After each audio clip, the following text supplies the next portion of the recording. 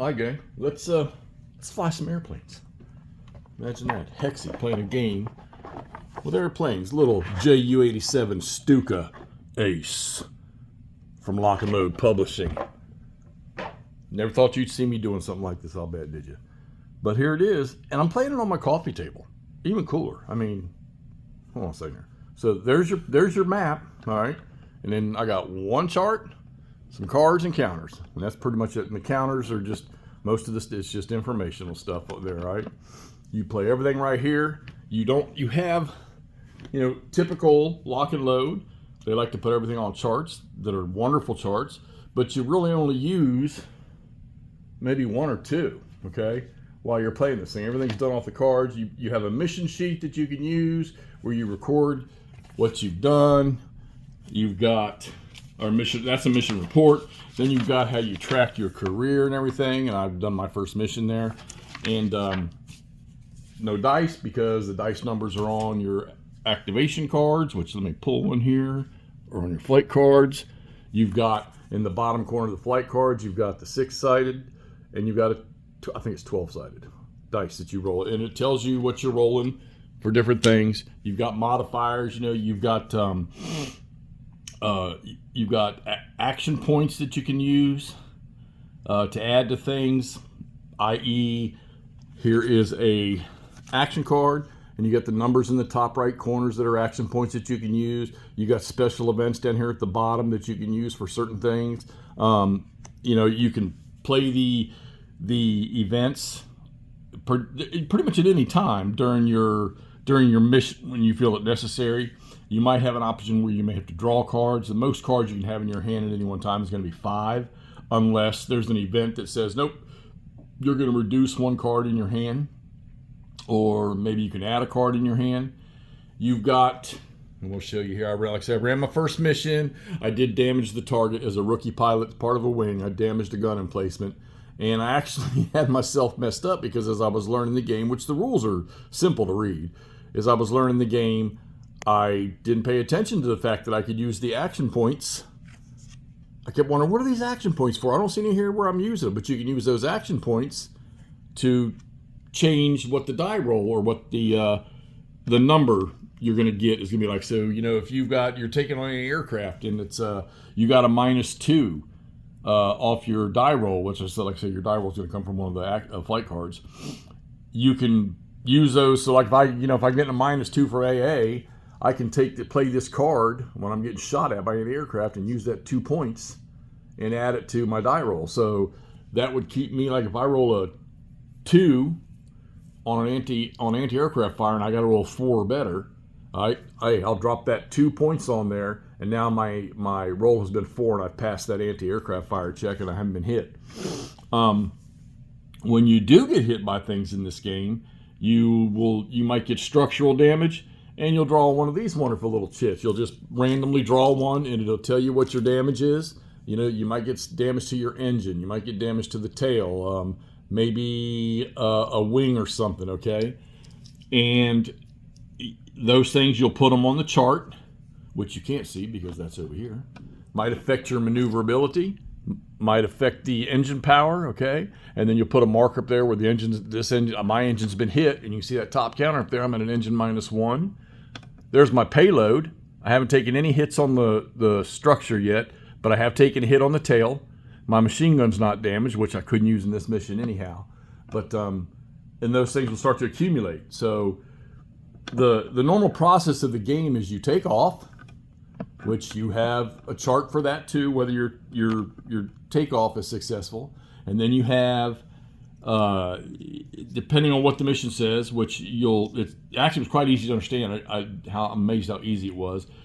The mission that you draw, which you can, your missions can be random. You have a book for that. Should have had that out, shouldn't I? Where's my mission book? So I started with Poland 39, which is what they recommend. They even have a walkthrough for this in the back, but I decided to play it on my own. It'll tell you. You can roll 12-sided to pick which mission you got. A 6-sided for what your secondary target might be, which I haven't got into that yet. You got a weather table. It tells you what theater cards are part of this scenario that you add into the deck. Now for the first scenario, for the first mission, which is the start, would be like the start of your campaign. These cards, you won't have them in the deck, or you'll have them in the deck for the first one, then you end up taking them out for your remaining missions. And then it's got your missions on 2 pages there, which mission you're going to fly, and it tells you everything you need. You're going to have you'll have to draw 2 approach cards. You have to draw 1 return to base card. You'll have 1 searching and 1 target reached objective card stuck in that deck. And it'll tell you, do you have any enemy presence? Do you have any support fighters for you? And then what your main objective is, which mine was a gun emplacement on this one here. I did not roll for mission. I decided to go with mission 1. That way I could look at the walkthrough that they have in the back to help, which are great tools. I mean, I recommend anytime you get a game, just go through the walkthrough so you can get a feel. I didn't, but then when I went to check on some things that I was a little confused about, that's how I figured out use of my action points, because I wasn't real sure when to use them and how to use the things at the bottom, the events at the bottom of the cards, at the bottom of the action cards. So, but yeah, use the walkthrough. Just do the walkthrough. Just follow along. Draw what it draws, and that way you can get a feel for what the cards and what all the charts do and everything. And the charts are I mean, it's so simple. Your charts will tell you, let me dig my chart out here. Your charts will tell you, where is it? It's in my book somewhere. Here it is. Well, I should have had this one out too, but I was looking at it. So, I mean, this is literally the only chart you need. You know, you take off, you fly to the target. Things might happen on your way to the target. When you get to the target, you go into your attack. You determine what bomb load you're going to carry by how much weight your version of the Stuka, which this thing has about 12 or 15 versions of it, of how much weight and payload it can carry on its wings and under its fuselage. So your initial's the B1, JU-87B1, or the Berta, and it can carry 500 kilograms. All right.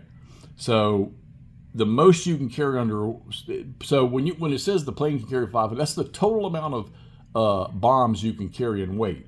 So you can either carry 1 500-pound bomb, or in my case, I decided to carry 1 250-pound and then two 50-kilogram bombs on each wing, which they say was the basic standard loadout for the Stuka in this time of the war.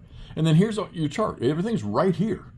All right. The only thing that's not sitting on here is your when you take structural damage. Well, when you take structural damage, let's see. If you don't, it'll tell you if you don't pass a certain check. It'll tell you what kind of damage you take. And if you take a structural damage card, like I say, you just go over to these counters and you randomly draw one of these structural damage counters and you place it in effect to what it tells you. All right. If you get an engine, if it tells you it's an engine damage, well, you'll draw an engine damage chit, okay? And then you've got tail. If it tells you tail, you'll draw a tail. But now some of the structure damage chits will say, oh, this is tail damage. Draw a chit from the tail damage, and you'll put it on your chart over there. And it can affect like dive on you when you make your actual attack. It can affect your maneuverability. Again, if any enemy fighters closed in on you, which the first scenario, like I said, there's no enemy presence. This is Poland, was it Case White, 1939, and really there was no Air Force for Poland. That you never hear anything about them. So it goes in 3 phases. You go to takeoff, you go to approach, you go to your target. Actually, they don't even list. Takeoff is a part of the sequence play because you got to get off the ground without any problems. But you're flying to the target, which is approach, and then you've got your target reached, which is where you're going to do your attack. And then you've got return to base. And that's how simple the game is. But there will always be little things that may happen during any one of those. Like you're on your approach to the target, maybe some enemy fighters show up, okay? Or maybe something goes wrong. Or maybe you take anti-aircraft fire flying over something that was between you and your target. And then once you successfully get to the target, there may be events that happen over the target when you start your bomb run. When you start your dive, you have a chart. You're going to choose the height, right, and the weather and visibility will also help as part of that. You've got base, near, and low, okay, on where you start your bomb attack from. And you can see that each one of them has effects that, like this here, -3 to pull up. When you start your dive at the lowest level, that means that -3 is heavy. You might burn up a lot of action points to get out of that, okay, or have to play an event on your card. And then you'll go through the steps. You go through your dive. Is there AA fire? If it's successful against you, what's the damage on the AA? Then you got to check to see if your bomb released. Now, when I first started playing this, like I said, I didn't have my action point stuff down. What I use those numbers for until I went through the walkthrough. I actually failed my bomb release. And I thought, great, I dove on a target, my bombs didn't release, now I'm going to fly back to the base. Or maybe I'm going to go use it on the secondary target. Hadn't got that far yet. But it turns out when I found that I could use those, I was able to drop my payload. I dropped my 250. Now, you also have a thing in this where your 50s, let's see. So let's look at the gun emplacement card here. It'll tell you what bombs get modifiers in effect. So it says right there, the 50 he's blank. They're not going to do any damage to that target. The 250 is not going to get any modifier, but a 500 to a 1,000 pound bomb is going to get a +1 modifier when it goes to hit that target. Well, you have this thing in here where you drop the 250, or let's say you drop the 500 or the 1,000, it's a +1. And then some of these things will have multiple. What if you drop multiple bombs on it? Well, if this card, it'll have another column over here, and it might say if you drop 3 bombs, all right, it'll be +3. So you drop one of these two with no modifier, but then you drop 250s to increase the potential for damage, and you get a plus die roll modifier for that. So you got to keep those in mind. I haven't hit one yet. I'm sure I will. There's maybe battleships or something like that. And you have all kinds of missions where you can fly against trucks, tanks, ships, rail lines, depots, gun emplacements. You see there, infantry troops. That's how big the stack is of cards is, right? It's a pretty thick stack of cards right there. And each one is specific, okay? Now let's talk about Flight 2. So the rules will tell you, okay, for this scenario, you have 2 approach cards and you have 2 objective cards, which is what these says target reached and searching, stuff like that, okay? Those are called objective cards. Nice pretty pictures on the back. And it'll tell you. So once you take off, which like I say, there's charts for that too, you'll pull a card for your takeoff, and you'll look at the bottom of... Oh, is that the wrong card? Wait a minute. Which one do you draw? Oh, crud. Is it an action card? No, one of these cards you draw, and it says you look for a... Oh, where is it? Oh, mission start. You're going to look for mission start to see if it tells you like a +2 to take off, and you got a chart that you got to roll on that. All right. So you'll fly to the target once you're off the ground. You're flying to the target, and that's called your approach, and it will tell you that okay, this scenario you have 2 approach cards. So what that means is you're going to draw cards from the flight deck, and you're going to apply the approach event. All right, and you're going to have to have 2 approach cards before you can actually get to the target. So I drew this one here. It just says my visibility improved. Well, I'm already at clear visibility, so that's not going to do anything.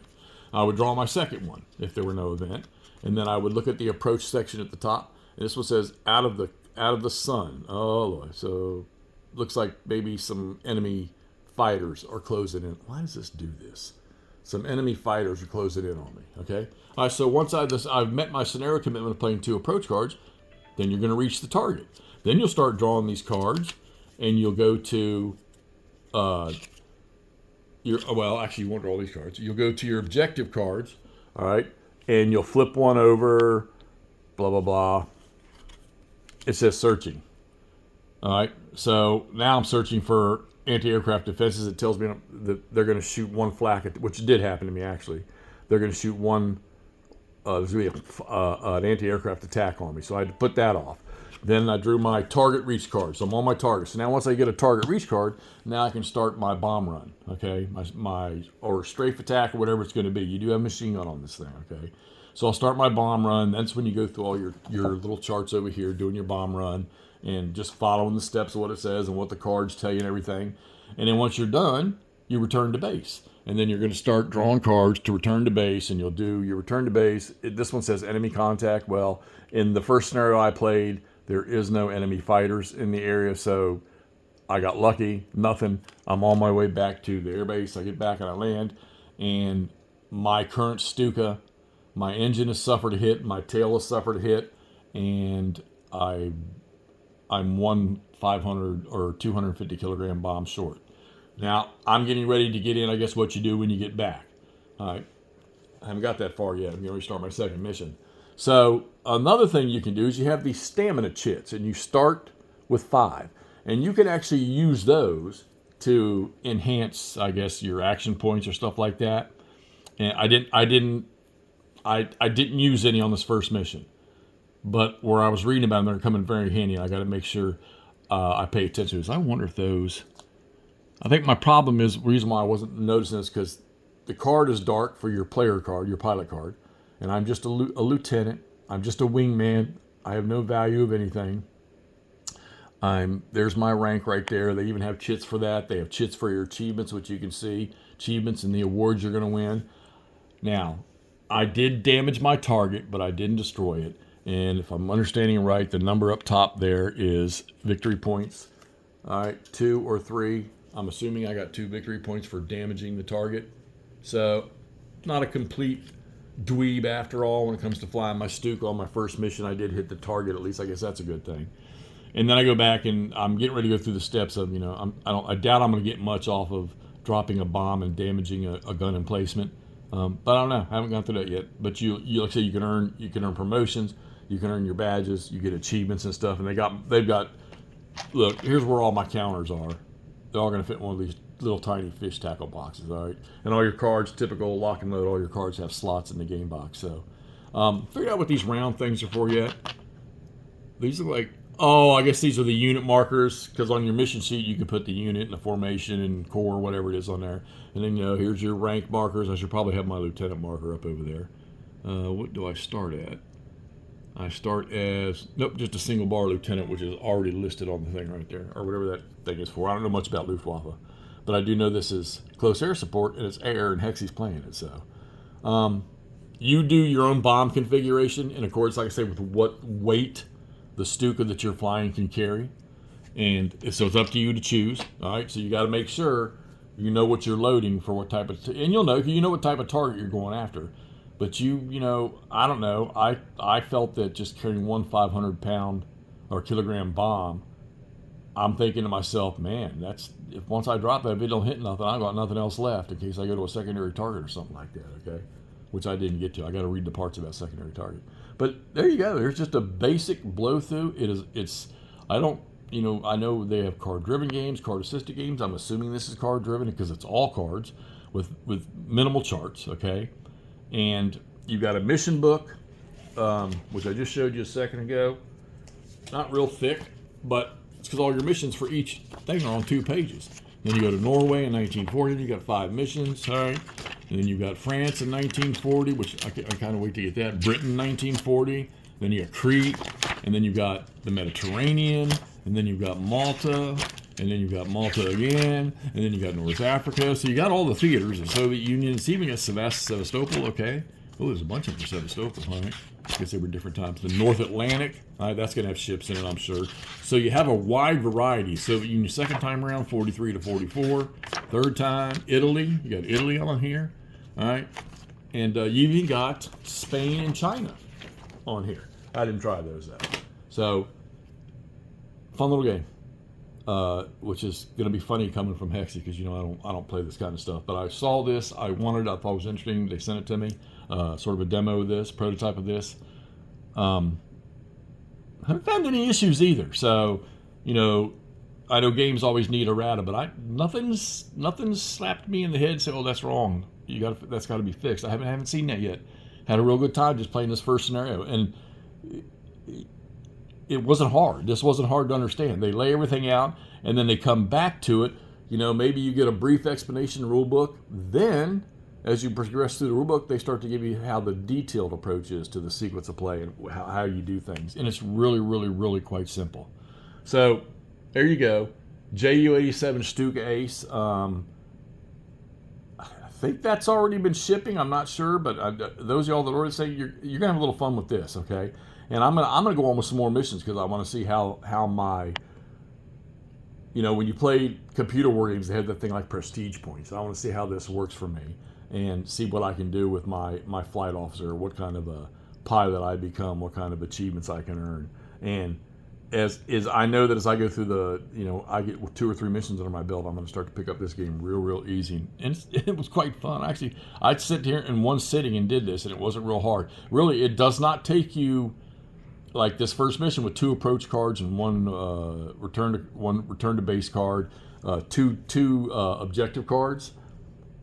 Man, I think I played this with just first reading of the rules in 30 minutes. So this could even be a lunchtime game, except it's I guess probably play at your work desk, probably a lot of stuff to lay out. But really, that's it right there. The charts can be in your hands, or you can just write the stuff on paper. All right, JU87 Stuka Ace Lock and Load. I think it's headed out to everybody now, or headed out to everybody soon. When you get it open, give it a play, look at the contents, give us a comment over on the Facebook page for the Lock and Loads JU87 Stuka, and tell us what you think. All right, sexy. We'll talk to y'all soon.